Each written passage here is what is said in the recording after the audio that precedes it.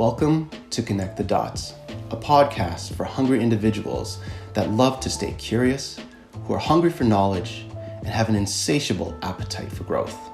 My name is Alex Lynn. I've coached incredible individuals from around the world and noticed something. Everyone has a story from which someone else can benefit. Why dabble and wait to make mistakes yourself when you can save so much time and learn from the experiences of others? In this podcast, I share deeply insightful conversations, acquired wisdom, and proven strategies so you can quickly achieve what you want in your business, relationship, health, and personal development. Hi, Renata. How are you? I'm good. How are you? Good, thank you. Yeah. So I want to thank you for joining me today and to give your insight on what's going on around the world here with respect to COVID-19. Now, we know this thing is ravaging around the world, and I want to say that this conversation is not meant to alarm anybody. It's not meant to make you panic or fear. It's actually just to help you realize, be aware, and maybe be a little bit more conscientious on your actions throughout your daily lives, especially during these troubling times. If I may, I'd love to introduce you, and then we'll jump right in. Is that okay? Yes, absolutely. Thank you. Awesome. So everybody that is tuning in, we have Renata here, and she is a life coach. She works globally, and she's a 4-time expat. Now, Renata is an expert in helping expat women move through a work identity crisis to reconnect with their purpose, their self-worth, and redefine success on their own terms, while supporting their families and their partner's career abroad. Her extensive academic training and experience in psychotherapy, coaching, and as an HR executive empowers her to serve as a strong backbone for those who believe their work is a fundamental and enriching part of who they are and who are looking to feel proud and feel excited about what they do again. Originally from Brazil, am I correct? Yep. Yeah.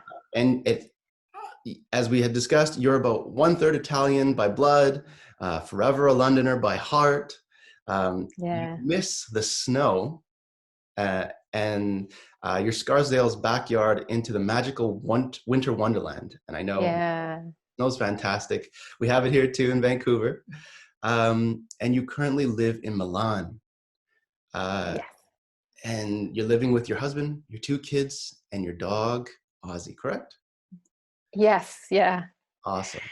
Well, Renata, thank you again for joining me, and I hope we can just kind of dive right in and talk about what's going on with COVID.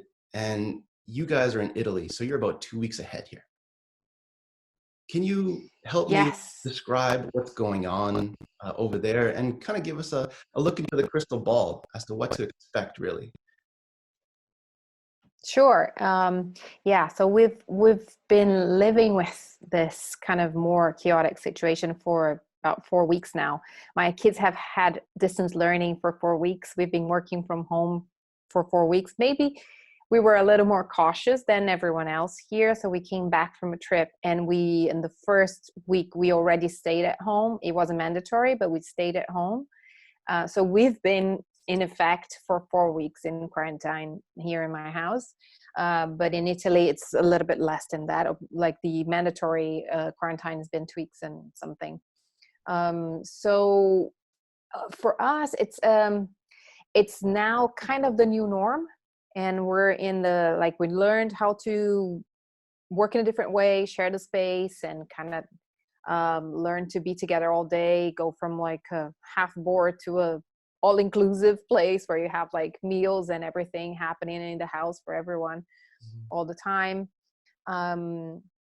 and seeing the situation getting worse and worse and worse from in the beginning, from maybe it's better if you stay in your house, the kids out, or just restrict a little bit your social contact, to an effect, don't go out, nothing's open, like supermarkets are still open and the pharmacies, but there is like a very limited number of people in, long queues.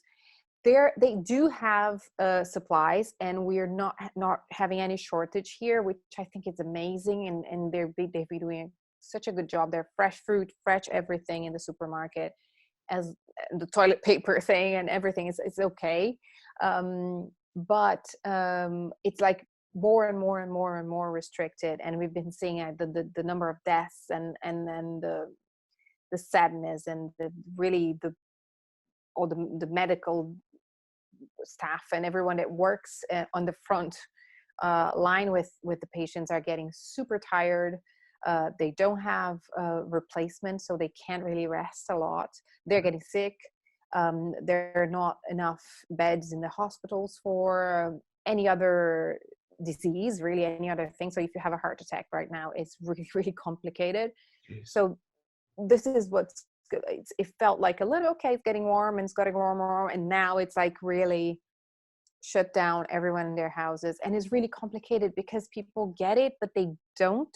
This is a country where people are quite infectious. They're like warm. They're like, this is Latin country. I come also from a Latin country, so I can talk about it. Like, so people, they haven't stopped completely visiting their families or their friends. There's like a bit of a kind of a social awkwardness of not hugging your friend or something like that. So it's I think it took a while for the Italians to really embrace this, and it seems like now it's really getting serious. And the moment I think the doctors started saying, we need your help, this is not this is super serious, and we can't really just deal with that in the hospital, you need to help. I think then people started taking it more seriously, more and more. Even now they're restricting, like I have a dog, said Aussie, and we have to walk him, and even now it's like just on your porch, or you can walk your dog on your porch. You don't go for a long walk, even if the streets are empty now and they're fairly low, you know, the number of people is not very high.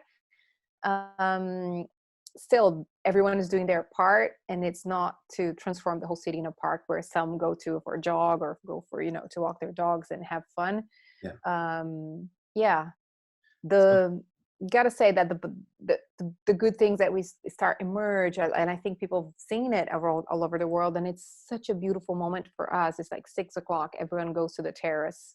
I mean, Milan, so big city, lots of apartments. Yeah.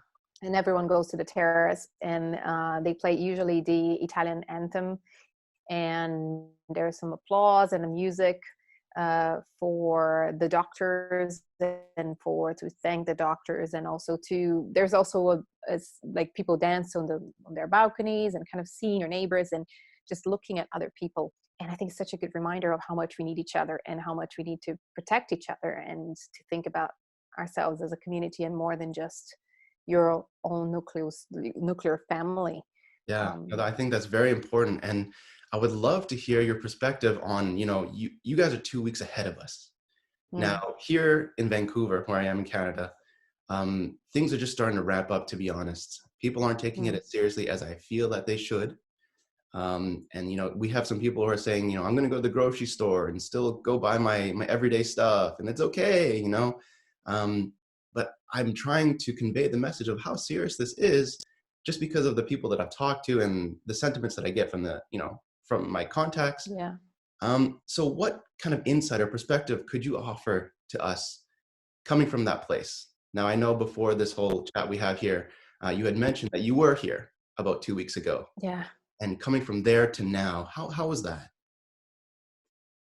Yeah. So I think I can understand that people feel like, you know, it's okay, I'll just go to the groceries, I'll just go there. And I can understand because I've been there, and it kind of like, maybe it's not that serious. Maybe this or that country doesn't have a good health system. That's why it's not going to happen to us.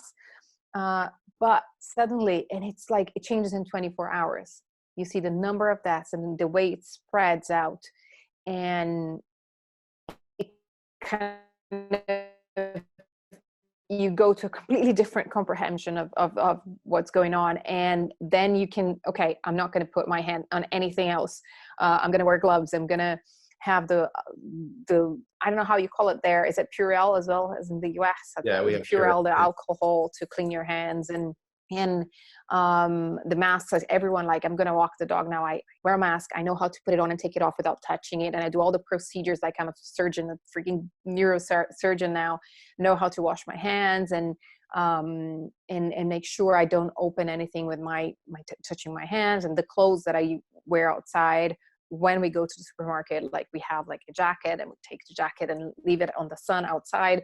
There's like so many things you learn to do, and you start to realize how important they are, because it's not just about it's not about protecting you necessarily, but protecting everyone else. I think 2 weeks ago, people would be very, very self-conscious of saying to someone, okay, keep a meter and a half away. But now everyone is actually saying that, and it's okay. And it's not like an offensive thing to say, like, okay, 1 meter, please, on the line or wherever we are. And it's just, for me, it's just a big sign of, I'm worried about you, and I'm worried about us, like as everyone. And wearing your mask and being protective of everyone is so important. Yeah. And so, oh wow, that's scary and exciting and a whole bunch of stuff at the same time. But I would also love to ask you, what's your perspective on, dealing with it being at home? You live with 2 kids, your husband, a dog. Now, obviously, before all this, you had the freedom to go anywhere you wanted. Here, we're not on lockdown yet. But over there, from what I understand, you are. Yep. And so how is that in terms of, mentally, physically, family wise? How is that for you? So it's like, brace yourselves. It's a very interesting process, I think, because you go through like renegotiations of space, and I mean physical space, but also mental space. Like the members in the family who need a little bit more space. I'm more introvert. My husband is more extrovert. So kind of, okay, so just I need a little bit of space here, but it's psychological space, not just the physical one. And learning that about each other, although we've been married for such a long time, it's we've never been in the house for so long together, and with the kids as well, same, right? So negotiating boundaries. They're not just, I have my 2 kids, but they're 2 teenagers. So there's the whole, rebellious, and their needs to be with their friends, and also I think that even the renegotiation of the rules that apply, how much of screen time they have now. And it's a very different situation. This is like how they contact their friends.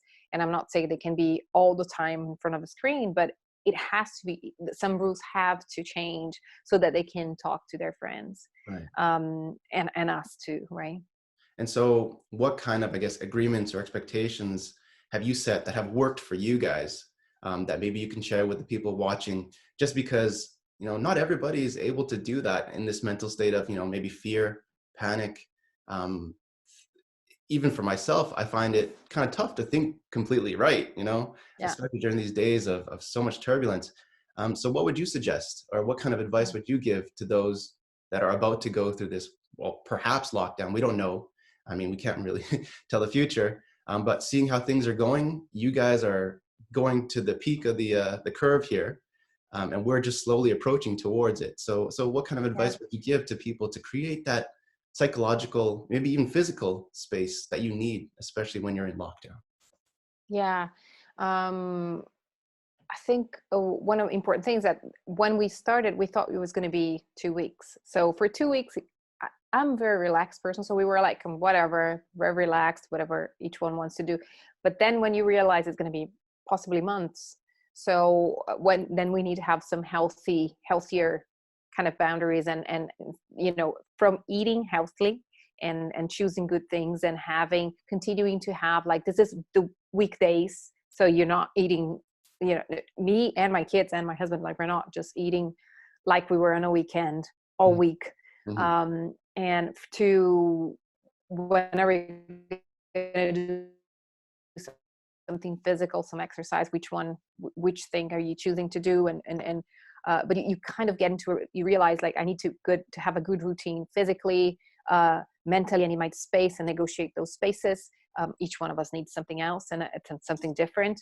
But also we sat down as a family to negotiate what time are we going to spend together, and how can we reduce a little bit the screen time for all of us, because I work online too, so I'm talking to people online with the screen in front of me Hmm. for a great part of the day. Right. So the other thing that happens is that a lot of people that you would meet personally, now you meet online as well, on top of, for me, on top of the people I work with.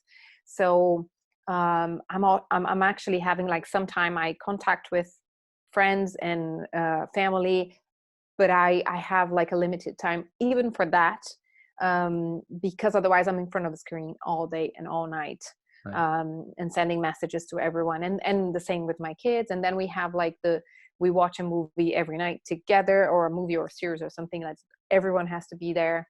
We have all the meals we have together, we talk, and we don't have our phones and our screens, and so that we have personal contact. I'm a psychologist, so I'm coming from that position as well, of the importance of mental health. And I think one of the things that we need as a species, the safety is kind of one that is right now very shaken. Hmm. So we need to make sure we're not reading the news all day and all night. We need to be informed, and we need to have, of course, to see what's going on around the world, but you also need to limit that. Otherwise your brain is like on fire all the time, that there's danger, danger, danger. So taking care of your brain and what feeds your brain is important. And then also, I think, for me, what's been really interesting is to observe how we actually have more time and space than we think. And I can obviously be on the internet and fill all the space with courses and trainings and think about the future and da, da, da, da. But I can also take the space that I didn't think I had before to slow down a bit, Right. and treat this time as a hold, I think, in one hand, the part of it that is tragic and difficult, and we have to be respectful and mindful of other people. But also, on the other hand, the possibility of, what is the reset that I can do now? Right? What is the blank slate that I have in my diary? What kind of things that I watch? What kind of the quality of time that I have with my family, Hmm. and my health, exercise, and all of that? And how can I take the chance to maybe at least review if I want to continue some things or not? Yeah. No, I really like that, this opportunity to pause and reset. A Yeah, lot of people may not see that, and it's good that you bring it up, because now you actually have a chance to think about what you want to do, work on yourself. yeah, And mentally, I can see how that is nourishing, because I really love also the point where you said you need to choose what you feed your brain. You can't yeah, always keep it on fire, because especially during this time, you want to stay apprised, but at the same time, you also want to stay healthy. And the underlying, factor of a lot of the diseases that I've found, or that I've seen, is the stress, of right? course, yeah, And stress comes in so many forms, in so many ways. And so to feed yourself with all these news, talking to your friends, all this panic, it's not healthy. And I love how you brought that up. So thank you. mm, Um, welcome.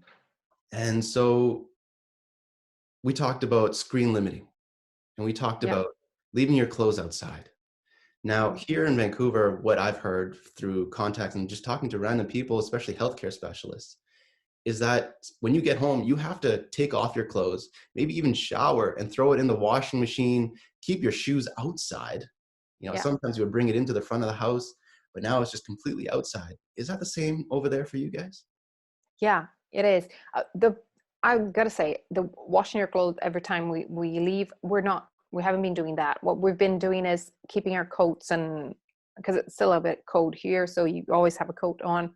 So that we're leaving outside, and the shoes, and like cleaning the paws of the dog, and things that we don't normally would do as much. Mhm. And really like washing our hands so many times, and using alcohol and cleaning it. My husband has a lot of, like, all the rules he does, like, we'll go to the supermarket, you get a glove, like, you use your glove here and you don't use your glove there. He has like all these rules. I'm not so good at those things, but we're learning to be more mindful, because you forget those things, right? If you use the same hand to do, you may be infecting something just because it's so contagious, and all of the washing your hands may not be totally effective if you continue to use things that your hand were contaminated and you're using before, and then you wash your hand, but that thing is still contaminated. At the same time, there's part of me that is like, okay, there's a level of paranoia here that we need to contain, because we're not going to be 100%. These are microscopic beings that we can't control all the time and everywhere, but we can reduce a lot Right. the contact and the contamination. Yes. Yeah. And so I guess that's another question I would have for you is, how would you advise or suggest, in your experience, the best way to reduce contact? Just because they're compelled to go outside. They want to go buy stuff. They want to hold on to whatever it was they had before this. Mm. So what is your suggestion on how to deal with that? And maybe even convince, maybe even explain to people that, you know what, we're going through times that we need to change and we need your help. Yeah. I could say nice things and fluffy things, and we need to take care of each other, and it's great. But one thing that was a punch for me that I really felt it. I saw a post from a friend in London the other day, and he said the posting was something, or it wasn't exactly, but it was something around, your grandparents were called to go to war. You're just called to be in your sofa. You can handle it. Hmm. Because there was a level of panic of us, in front of the TV and Netflix, choosing our movies and our popcorn, and there's a level of comfort that we have that it almost feels like we're not going to be able to handle not having exactly the milk you like every day. You will survive it. It's a bit of tough love. I think it's a moment for, we're stronger than that. We're Right. stronger than this fluffy thing that we have to have life as normal as we're used to. We can handle that. Right. And so the transition from, wants to needs is definitely Yeah. a struggle, right? Yeah. And we're still at a level, I think, of a lot of privilege, even if we have to kind of repeat the same meal for 3 weeks. Yeah. Right. And so for you and your family, I mean, you're feeding a family of 4, well, 5 plus a dog. So even though the supermarkets are open, I would assume on a regular week basis, you would go grab your stuff, come home. Are you guys kind of stocking up? This is what I'm doing. I don't know about you. Yeah, we are. Yeah. But I think the difference is the level of stocking up, probably, because here in Italy, people buy every day or every couple of days. They just buy very fresh stuff to eat, Mhm. usually. And I learned that when I moved here a year and a half ago, which was completely different mindset for me.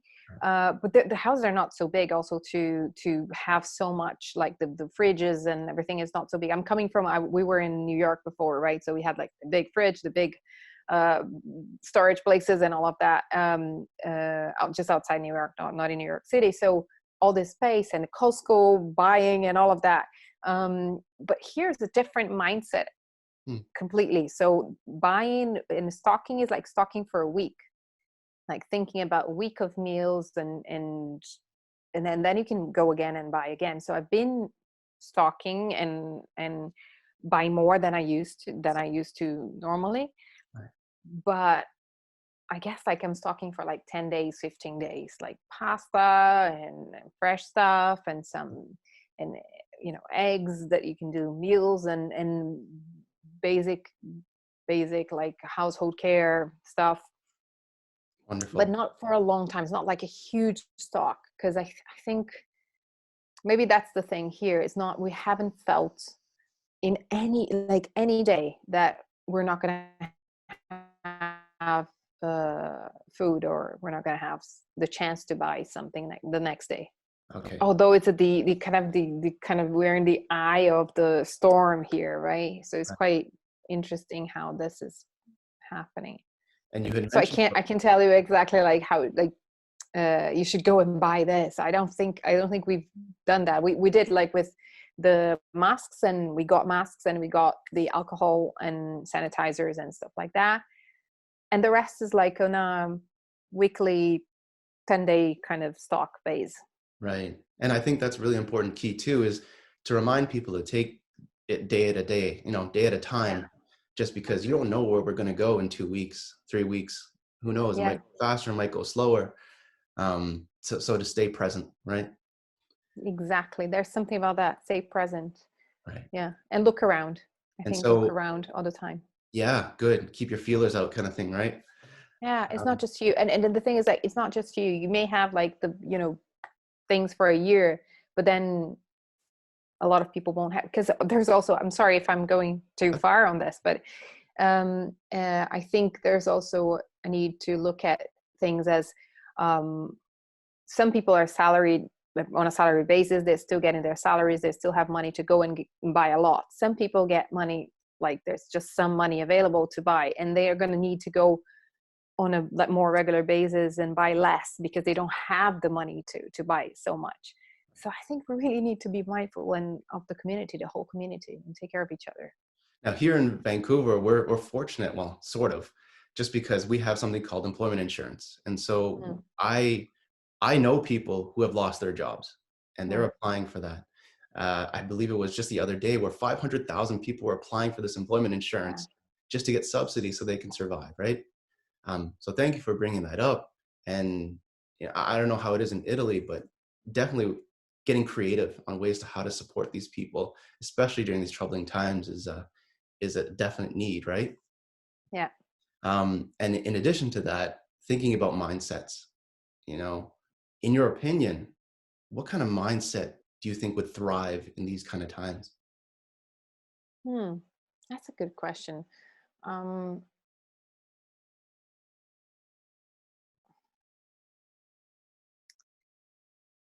I think we need to allow for.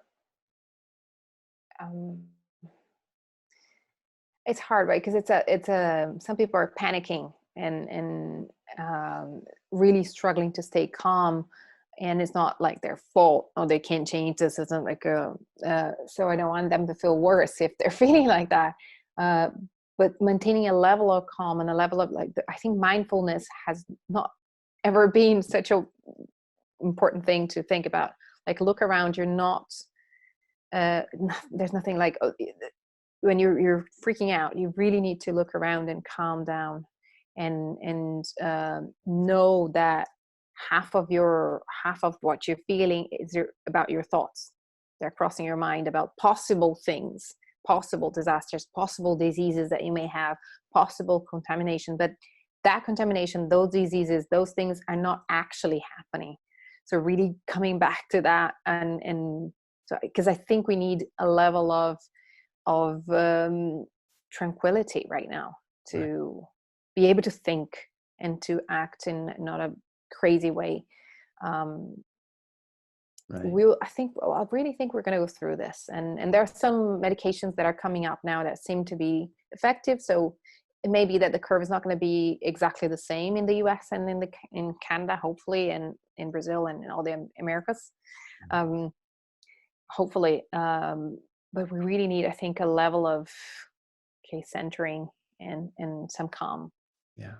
And I think that, yeah, you hit a really important point there, that your thoughts are something that we can Mm, control.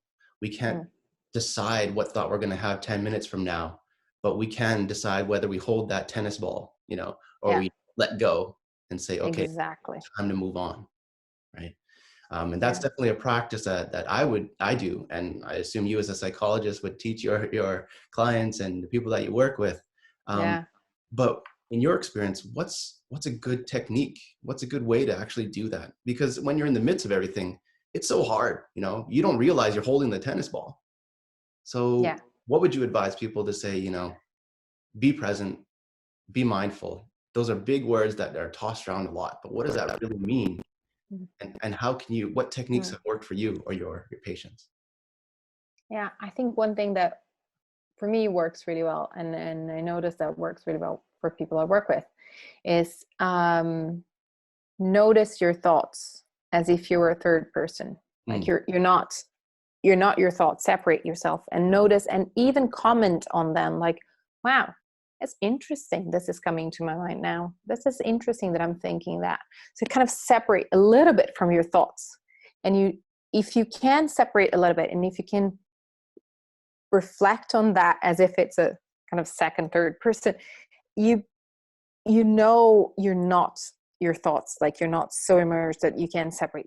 When you have a little bit of distance, then from that place you may think, okay, I'm thinking that I may be anxious now, I'm fear this is happening in the world, and then do some assessment of what's going on around. But I'm here in my room, my family's here, everyone's safe, yeah, and for now we're okay. right, But you need to distance a little bit from that thought, right. right? Yeah, in my experience, I think I call it the fly on the wall, kind of Mm. approach where you're up there and you're looking down at yourself, and internally you're going like this. But if you look from the external, you're sitting there Mm. and nothing going on. So I think you're right. Taking that third person perspective is so important. Yeah. Um, wow. Another thing that it's actually not mine, it's from my own coach, Sunday, and she's amazing, and she's been asking this question that I think it's marvelous. It's like how to distance ourselves from this moment for a bit, and looking ahead 6 months. If you were there 6 months ahead, looking back, and you think, okay, so what do I want to say about these months that we were in quarantine and living through this, so that it helps you focus on what's really important right now, and not be like all over the place. I have to do everything. I have to do this. I have to, be able to run a business as if nothing's happening at the same time, teach my kids everything like homeschooling and then cook as a chef and all of those things that we go crazy and do all the courses that Harvard is like giving us right now. It's just like it gets really overwhelming. So how do you want to look at these months or this period, in terms of, okay, so this time I managed to be like this with my family. At this time, I managed to be like that in terms of my career and my business, or this is what I managed to do. What do you want to say, right? In terms of my relationship with my partner, my husband, my uh, whoever is around you, and people who are away, and how did I want to connect with them? My health, how did I take care of my health? So take a little bit of perspective and then focus.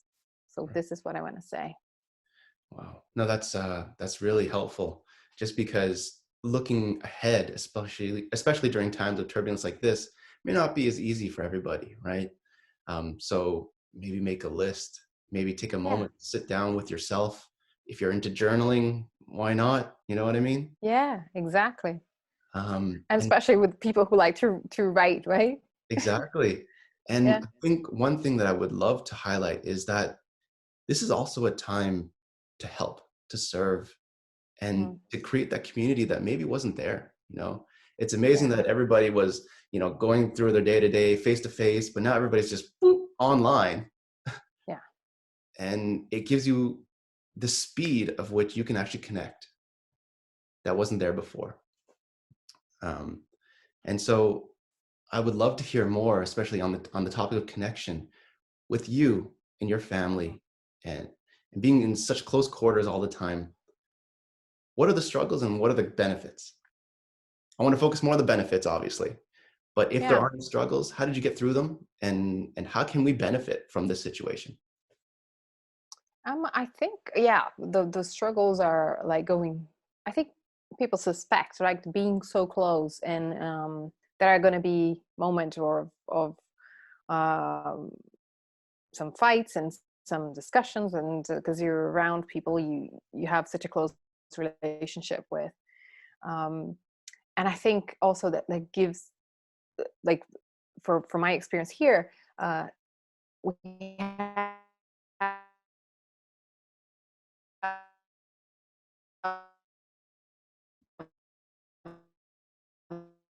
like one person at one time having like a time, and so giving some space for people to have a little bit of a moment Mhm. and not freak out that everyone has to be okay all the time. Like, it's okay, someone's crying and is having a moment and needs a little bit of space, a little bit of um yeah, a little to go crazy a little bit, and then okay, okay, out of my system, can go back to normal. So all of us. So I think that's good to be able to put your emotions out and not have to be okay all the time.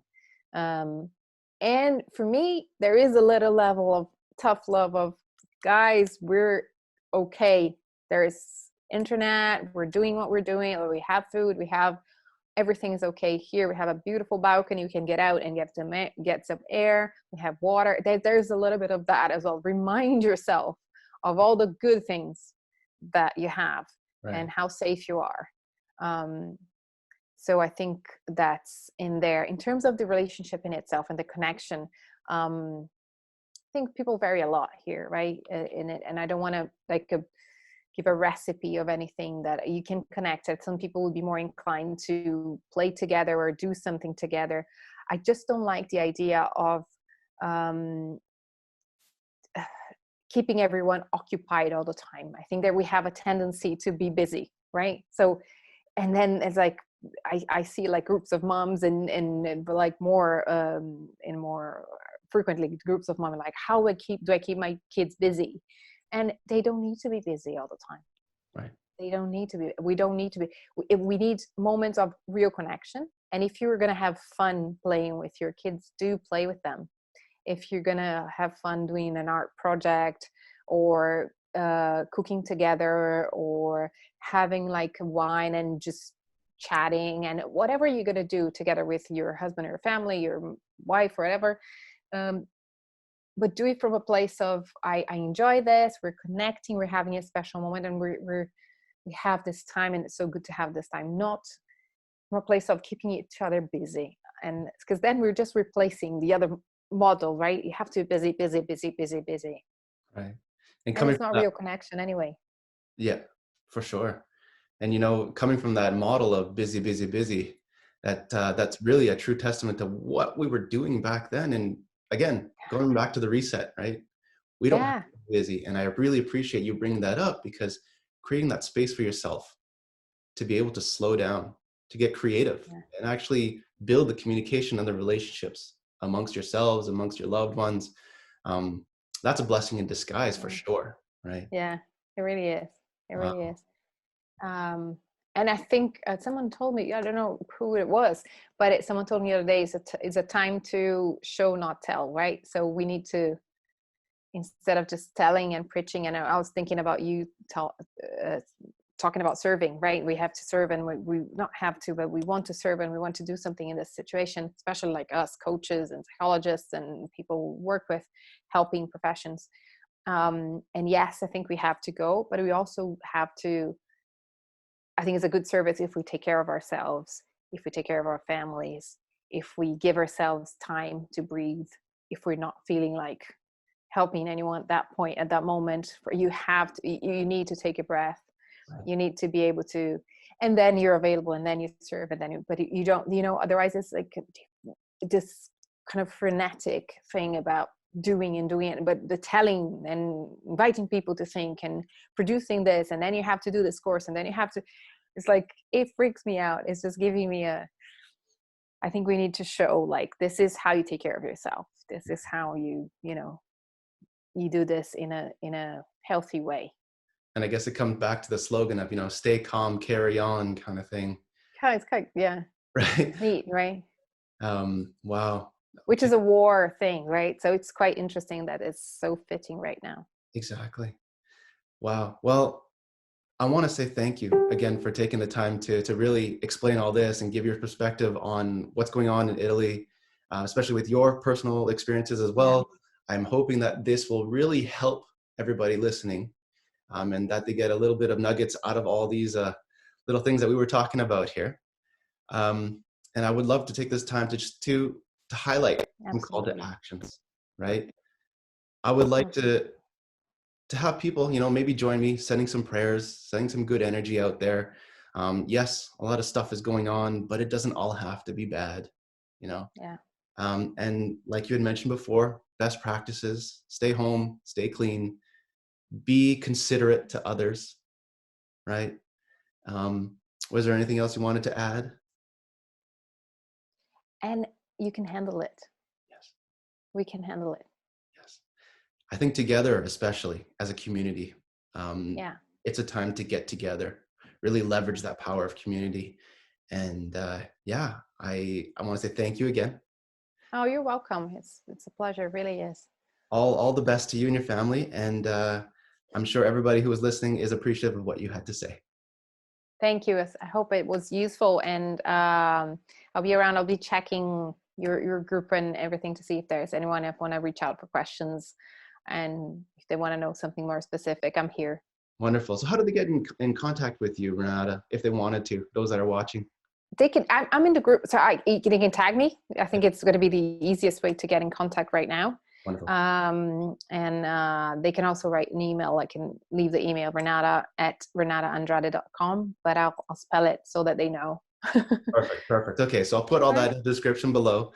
For those who are listening, you can come to the Facebook group that I'm hosting called Dare to Share, and all the information will be there. We'll post some resources for you, Renata's email, and maybe even her personal Facebook contact so that they can reach out to you.